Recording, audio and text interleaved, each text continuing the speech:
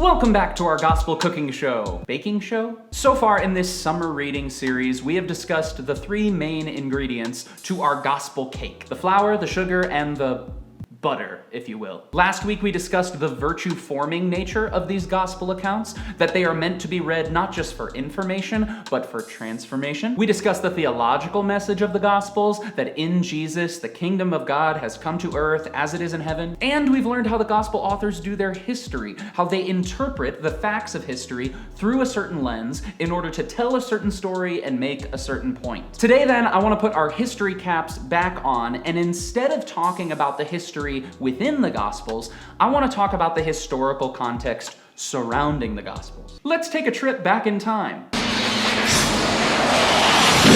The first four books at the start of the New Testament tell the story of the life of Jesus living in the first century Israeli/Palestinian territory in the Middle East. This very small, specific corner of the globe has been the center for much controversy all throughout human history, and Jesus' day was no different. First century Palestine was a hotbed politically and religiously. If you've read the Old Testament, then you know that the nation of Israel endured political and military invasion after invasion.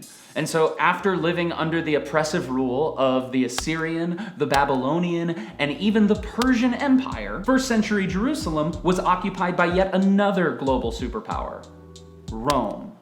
Rome, under the leadership of Caesar, had moved in and taken control over the area surrounding and within Jerusalem, establishing its own government and its own leaders over the Jewish people. John Barton describes this moment in history as turbulent and complicated. He says, "The Roman presence was not always oppressive.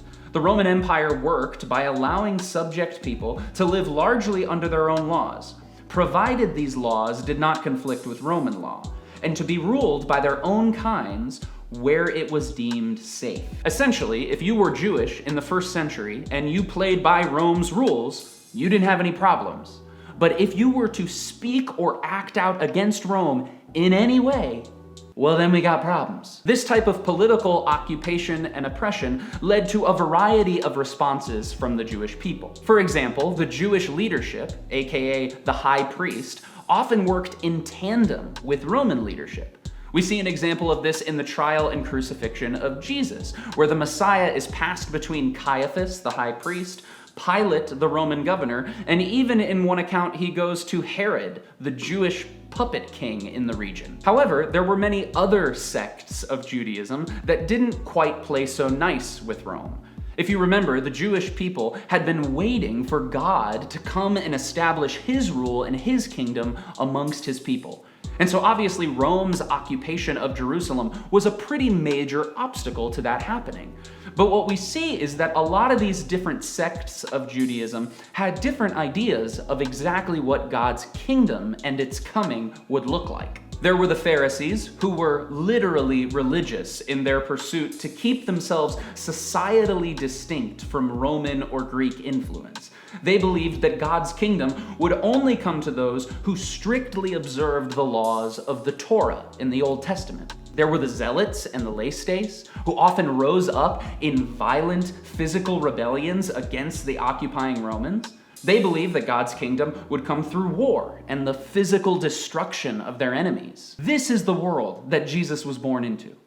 This is the world that Jesus taught and healed and did ministry in. And I hope you can see how in a world like this, Jesus' announcement of the kingdom of God being established for all people on earth through him, a non-violent traveling rabbi, I hope you can see how that kind of announcement would ruffle some feathers. The message of Jesus in the gospel accounts, his message of God's kingdom, it threatens the power of the Romans, it threatens the comfort of the high priest, it threatens the exclusivism of the Pharisees, it threatens the ambition of the Zealots, and we could go on and on and on. And when we read the gospel accounts with this cultural context in mind, it begins to shed new light on many of the encounters and relationships that Jesus has with different people. We begin to understand why a Pharisee like Nicodemus would meet Jesus at night in secret, or why Jesus' main teaching tool was parables, which were these very metaphorical, strange stories that were difficult to understand or interpret. Or just how incredible it is that a Roman soldier is the one to identify Jesus as the Son of God in the end of Mark's gospel. And not only does this help us understand individual stories and encounters a little bit better, but when we read the gospels within their cultural context, we start to see them as radical announcements that threaten the human power structures of religion and government, and instead challenge us to put God in charge of our lives and our culture and our world. Now, obviously, that is just dipping our toes into the ocean that is first century history. So let me, if I can, land the plane here and then give you a few more resources for those of you who want to dive a little bit deeper into this. When reading through the gospel accounts, keep in mind two cultural realities: the reality of oppressive Roman occupation amongst the Jews, and the feelings of Jewish nationalism and superiority. And if you're really a nerd like me and you're interested in diving deeper into the first century historical context, I'll recommend two books by scholar N.T. Wright, Simply Jesus and The New Testament in Its World. Both of these books are a great starting point for learning a little bit more about the history surrounding the life of Jesus and the gospel accounts. As always, I want to invite any of your thoughts, your reflections, your questions in the comments down below. Also, I know that this series is extremely academic and some of you are missing some of our more sermon type content. And so yesterday I uploaded a brand new sermon to this channel. If you haven't checked it out yet, make sure you click the link in the description down below and you watch that as well. But that is all I have for you this week. I'll see you all next week. I love you all. Keep being awesome.